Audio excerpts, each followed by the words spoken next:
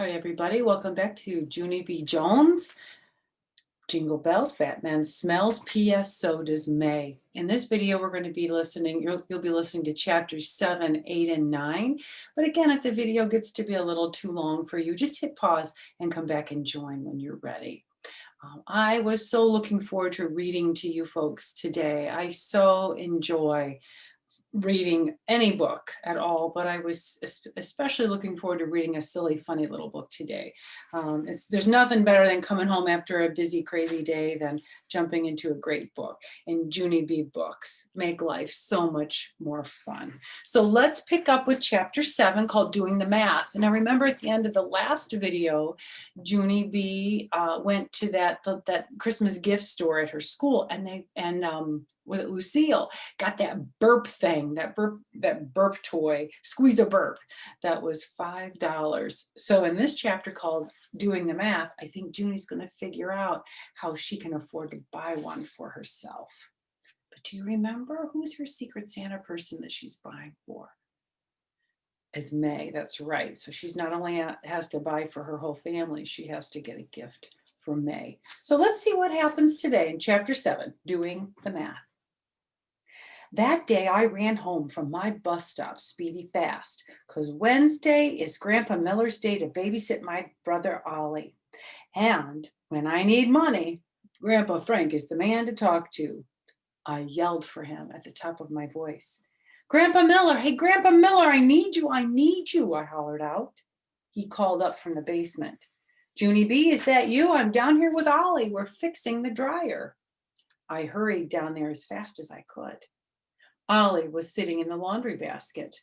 He was hammering his shoe with his red plastic hammer. I patted him on the head. Ollie has a screw loose, I think. He does not. He's just a kid. Kids do stuff like that. After that, I raced to my grandpa and I climbed up on the dryer. I am so glad you are here, Grandpa Miller. On account of Friday, I have to buy gifts at the school gift shop, and Mother is giving me $5. I grabbed him by the shirt collar. But I need more, Frank. I need $5 whole more, because 5 and 5 is 10, and $10 will buy me everything I want. My grandpa did a chuckle. You sweet little girl, you don't need to spend a lot of money on gifts for Grandma and me, he said. $1 a piece is just fine, and I'm sure your mother and Daddy and Ollie feel the same way. He put me down on the dryer. It's not how much a gift costs that makes it special, Junie B, he said. It's the thought that counts. I looked and looked at that man. I was not making myself clear, apparently. Okay, here's the deal, I said. Grandpas have to give their grandgirls however much money they want. It's the rules. Grandpa Miller raised his eyebrows. Oh, it is it? He said. After that, he chuckled some more, and he went behind the dryer again. I scratched my head, because this attitude was throwing me for a loop. I climbed back up on the dryer, and I tapped on his head. How come you're not getting this, Grandpa? It's so simple, I said. I need $5, and you have $5. Boom, do the math. Grandpa Miller looked up at me. Boom, do the math, he repeated. Is that what you just said? Then all of a sudden he did a loud hoot, laughing. Boom, do the math. Ha ha, that's priceless, he said. I crossed my arms, very annoyed, because boom, do the math is not a laughing matter. I got down from the dryer, very grouchy. Only just never mind the whole thing, I grumped. Then I started to go back up the stairs, but Grandpa called me back. Whoa, whoa, whoa, don't go away mad, he said. I turned around. And wait till you hear this. That man was taking money out of his wallet. You're going to do all right in life, little girl, he said real nice. And then he gave me $5 whole. Thank you, Grandpa, thank you, I said. Then I gave him my biggest hug ever, and I ran upstairs to tell Philip Johnny Bob. Philip Johnny Bob is my bestest stuffed elephant. I have known him ever since he got manufactured. I picked him up and threw him in the air. The squeeze-a-burp, Philip! I'm going to get the squeeze-a-burp! I hollered real joyful. Philip looked down from the air. He said to please stop throwing him. I caught him all safe and sound. And then I put him on my pillow and I told him all about the gift shop. Plus, I showed him the list of gift items. Here's a picture of her with Philip, Johnny, Bob. Whoops, I'll tip it this way. Let me see if I can get it so the light won't glare at it. There we go. Oh, it's hard to see, isn't it? Maybe if I go on this side. There you go. Now you can see it better. There she is showing Philip, Johnny, Bob. I love Philip, Johnny, Bob. I think that's a funny name. The gift shop is where you go buy things for others mostly, I said. And so I'm only buying one little toy for myself, and that's all. Because one little toy is not even being a shellfish, right, Phil? Right? She means selfish, I think. Right, said Philip. Plus a good burp is something the whole family can enjoy. Exactly, that's what I think too, I said. Plus everyone will still get their own entire gift that costs $1. And so what could be nicer than that? You are a giver, said Philip. I patted him for that nice comment. And then both of us looked at my list of gifts again, and we read all the stuff that only costs $1. Philip tapped on his trunk. It's hard to choose, isn't it? There are some very lovely gift items. Then all of a sudden, Philip's eyes popped right out of his head. Tattoos, he said. They have tattoos? Yes, Philip, and they have 5 different kinds of tattoos, and all of them look really, really real. Ooh, he said, you can't go wrong with tattoos. I clapped, very happy. I agree, I said. And so it is all settled, Philip. I will buy everyone their very own tattoos, and that will use up my whole $10. It works out perfect. Me and Philip, Johnny, Bob did a high five, and then we flopped back on my pillow, and we smiled and smiled. Friday's going to be fun, I said, because in the morning I will buy presents, and then in the afternoon, room 1 will have our secret Santa party. Philip jumped in the air. Gifts and a secret Santa party. What can be better than that? We flopped back on my pillow again, because then all of a sudden I did a little frown. I just remembered something very important. Uh-oh, I said. Uh-oh, asked Philip. I did a gulp. I forgot about the secret Santa gift, Philip. I have to buy a secret Santa gift for dumb old May. Philip shrugged his shoulders. Yeah, so? So all my $10 is already used up, I said, and so where will I get the money for May? Philip looked strange at me.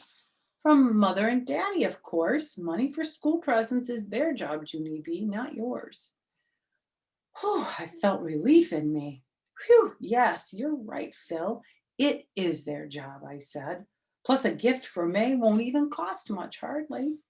Right, said Philip. Any dumb old gift will do for May.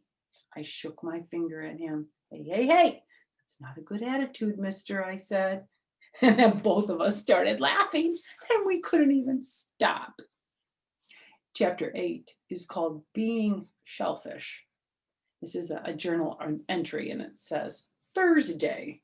Dear first grade journal, I cannot believe this situation. Mother said, no more money. Plus Daddy said, no more money too. They said Grandpa Miller already gave me $5 more. Only he was not supposed to tell them that. And so great. Now I have stress in my head.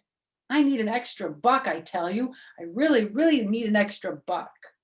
Your friend, Junie B, first grader. I closed my journal and I looked all around. My friend Herbert was not writing in his journal. I tapped on his head. Psst, Herb, I need a buck. I really, really need a buck. He nodded. I know, Junie B, you told me that on the bus, remember? But I don't have a buck. I really, really don't.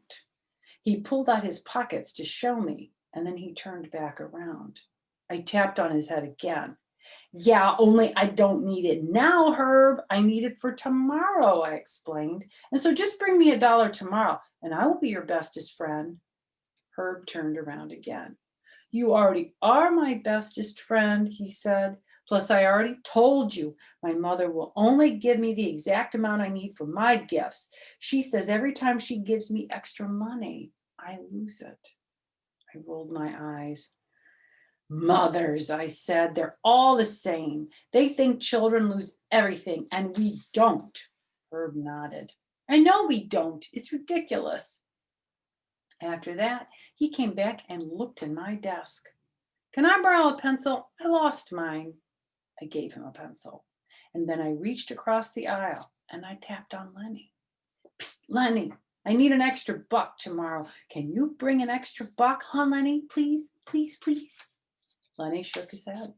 Sorry, Junie B, but my parents are tightwads. I've never had an extra buck in my whole life, he said. Jose turned around and nodded. My parents are tightwads too, he said. They are muy tacanos, and that means tightwads in Spanish. Just then, Snoopy-head May reached across the row very happy, and she poked me with her pencil. Ask me, Junie Jones, ask me, she said. My parents aren't tightwads. I always have extra money. She reached into her backpack. I have $2 whole right now. Want to see? She took out a shiny plastic wallet, and wow, wow, wow, there were $2 whole folded up in there. See, said May, I told you I had money. My parents say I should always have money in case of an emergency. I sat up very perky. Wow, what a coincidence, because this is emergency, May. And so if you will just give me one of those dollars, that will take care of my whole entire problem. I held out my hand, but May just frowned her eyebrows. Don't be silly. This is for my emergencies, not yours, Junie Jones, she said. She started to put her wallet back. Now, I don't understand that. That's kind of mean, don't you think, for May to say to Junie, oh, ask me, ask me. And so when Junie B. Jones does, she says no. That's kind of mean. But this is Junie B. talking. But you're a giver, May. Remember that you're a giver, and I am shellfish. May shrugged. Yeah, so if you give me $1, I will take $1, and that will make sense for both of us. May shook her head. No, I can't, she said. My father says that friends should never borrow money from each other. I clapped my hands, real thrilled. Well, then it's perfect, I said, because you and I aren't friends. I don't even like you, May. Plus, listen to this. I am not even borrowing the money. You're just giving it to me, and I'm not paying you back.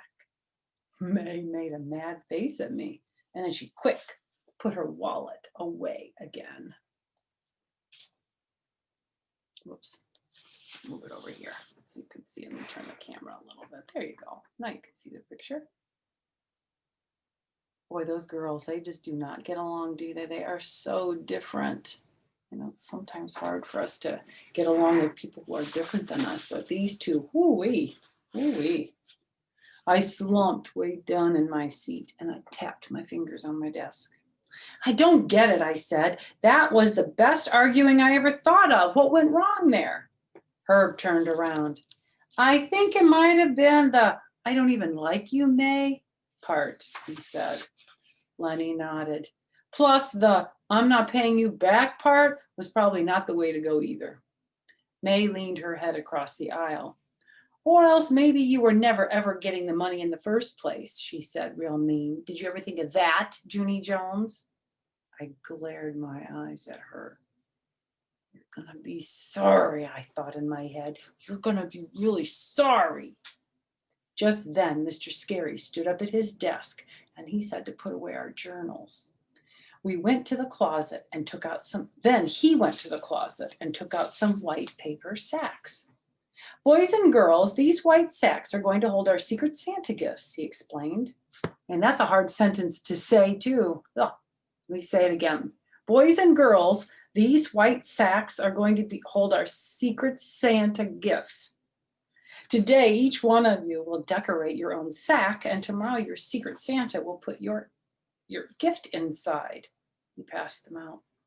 Please print your name clearly on your sack, he said. And then at the end of the day, I'll arrange them on the back table. And tomorrow, when we come back from the gift shop, your Secret Santa will go back there and deliver the gift right to your sack. Sound like fun? Room 1 clapped real happy. Fun, we all said. Really, really fun, said May. She jumped right out of her chair. Thinking about Secret Santa Day puts me in a happy mood, she said. Even Junie Jones can't ruin my Secret Santa Day tomorrow. After that, she skipped around her desk and she sat back down again. And then I glared at her some more. Oh, yes, I can, May, I thought again. I can ruin your day, but good.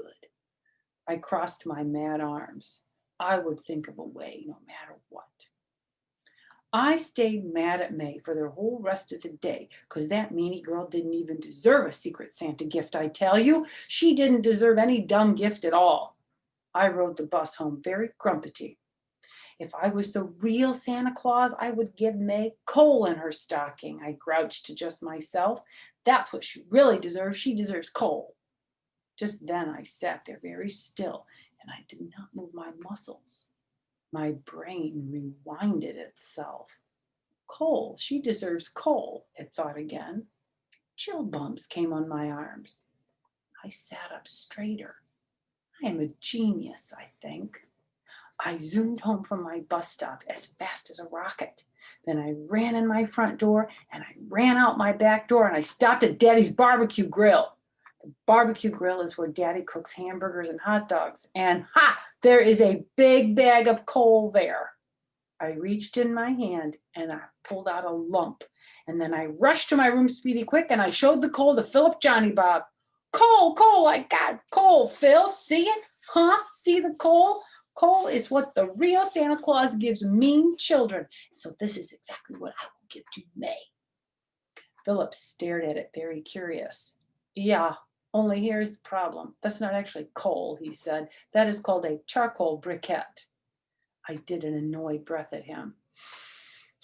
Yes, Philip, I know it is a charcoal briquette, I said, but I saw a picture of coal before and it looks exactly like this kind of, and so May will not even know the difference. Philip looked at the coal some more. Oh, I get it, he said. The coal is to teach her a lesson, right? Right, Phil, I said. That's how come Santa thought of coal in the first place, to teach bad children lessons. Philip grinned. Plus, after May learns her lesson, she can grill herself a hot dog, he laughed. I laughed out loud at that funny guy. He is a joke a minute, I tell you. I put the coal in a little plastic baggie and I dropped it in my backpack. So there she is, putting the coal in her backpack. I gave Papa coal once, just as a joke. I had it in a little bag. It was pretty funny. Ha, I said, the perfect Secret Santa gift for Meanie May, and it didn't even cost me a single cent. I wiped the coal dirt off my hands, and so that is that. So there. Now I'm going to read chapter 9 called The Bestest Gifts. The next morning, Mother gave me a $5 bill for the gift shop. I looked at it in my hand. Big whoop, I said. I would not actually recommend saying that comment because I got marched to my room for a timeout. While I was in there, I unzipped my backpack and I checked on my coal. It was still safe and sound in its plastic baggie. After that, I got the $5 Grandpa Miller gave me and I added it to Mother's money and I hid all of my dollars in the bottom of my shoe. Hiding money in your shoe is a good way to keep it safe from pickpocket people. I saw that on the Travel Channel. But I must have done something wrong, I think, on account of my dollars got very wadded up at the end of my sock and they pressed against my little piggy toe. And that's how come when I got to room 1, I took off my shoe and I rubbed my toe all better. May looked over at me. She made a face and held her nose. That is disgusting, Junie Jones, she said. People should not play with their own stinky feet. I raised my eyebrows, very curious. Then whose stinky feet should we play with? I asked. May put her hands over her ears. I am not going to listen to you today, she said. Today is Secret Santa Day, and I am not going to let you ruin my happy mood. After that, she turned back around and she tapped on Lenny's head. Happy Secret Santa Day, Lenny. I can't wait for the party. Can you? Lenny started to answer, but May interrupted. I dressed all in red and green today, she said. See my socks, one is red and one is green. See?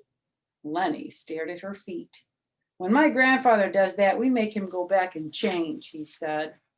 May did a giggle. But I did it on purpose, Lenny, she said. See the ribbons in my braids? One is red and one is green, just like my socks. And see, my sweater is green and my dress is red. She stood up and turned around. This is how everyone should dress on Secret Santa Day, she said. Every time I think about our party, it makes my skin prickle. Want to see? She closed her eyes for a second and then she did a little shiver. Whoo! I felt it, she said. I felt my skin prickle again. Lenny stared at her. I stared at her too, because I never actually saw her happy before. You are acting like a nut, I said. How come you are acting like a nut? May started to make a mad face, and then very quick she smiled again. Ha, see that, Junie Jones? See how fast I smiled? Even if you call me names, you still can't ruin my happy mood today. I made a cuckoo sign at her. There's a picture of May. Junie B. Jones making the cuckoo sign. Oh, those two girls. Boy, if I had them in my class, they'd give me a run for my money. That means they would wear me out. But May kept right on smiling. Pretty soon the bell rang to start school. Mr. Scary took attendance. Also, we did opening ceremonies. And then, hooray, hooray, he said, it is time for room 1 to go to the gift shop. I clapped real loud at that happy news, because pretty soon I would have my very own squeezer burp, and that is a dream come true. I sprang out of my chair and I ran to the door. Yay, yay, yay, I am first in line, I am first in line, I called real joyful. And then I jumped up and down and I twirled around, plus also I skipped to and fro. Mr. Scary said to please settle down, but my feet would not stop bouncing. And that's how come Mr. Scary finally gave up on me and he held my hand, and both of us led room 1 to the gift shop. I zoomed in the door as fast as I could, and then I ran straight to table 5. But wait till you hear this. There was only one squeeze-a-burp left. I did a gasp at that situation, but then I quick grabbed it and I hid it in my sweater. And I zoomed to the gift shop lady speedy fast. Quick, hurry, put it in a bag, I whispered. I don't want people to see me buying this, or they might call me a shellfish. The gift lady looked odd at me. Then I handed her my money, and she put the burp in a bag, and no one even saw. I hid the bag in my sweater pocket, and then I walked real calm to table 1, and I picked out 5 sets of tattoos. And guess what? Everyone in my family got their own special kind, because Grandpa Miller got dinosaurs, and Mother got dragons, and Daddy got pirates, and Ollie got kitty cats, and my Grandma Helen Miller got a nice variety of swamp animals. She will love those things, I said. There's a swamp animal to match every occasion. After that, I skipped to the gift lady and I gave her the rest of my money, and she put them in my same bag. I smiled when I looked in there. These are the bestest gifts I ever bought, I told her. The gift lady nodded. Yes, she said, tattoos and a belch. Your family will be delighted. I did a happy giggle. And then I ran to the door of the gift shop and I lined up to go back to room 1. I'm all done, people. I'm all done with my shopping, I called out. May walked by me. This isn't a race, Junie Jones, she said. I made a face at her, and then I sat down on the floor and I waited and waited and waited. Room 1 is the slowest shoppers you ever saw. But then finally, Mr. Scary said it is time to go back to our room. And so everyone lined up behind me and I led them back. All of us were buzzing very much because after lunch would come the party, of course. And the party meant, we'd get our Secret Santa gifts. Mr. Scary hurried to the back of the room. Boys and girls, all of the paper sacks you decorated yesterday are lined up here on the back table, he said. When I call your name, you will walk back here and I'll help you find the right bag, okay? Then you'll secretly drop your secret Santa gift inside and walk back to your desk. He smiled. We don't have much time, so we've got to be orderly, he said. The rest of you will stay busy writing or drawing in your journals. And remember, no peeking. He called Lucille's name first. She skipped to the front of the room and did a twirl. This is just in case anyone missed seeing my expensive party dress today, she said. Then she skipped back to the back of the room with her gift shop bag. I looked over at May. She was getting out her journal and not paying attention to me. Very sneaky, I reached my hand in my backpack and I pulled out the baggie with her coal inside. And then I bent over, very secret, and I dropped the coal in my gift shop bag. The plastic made a crinkle sound.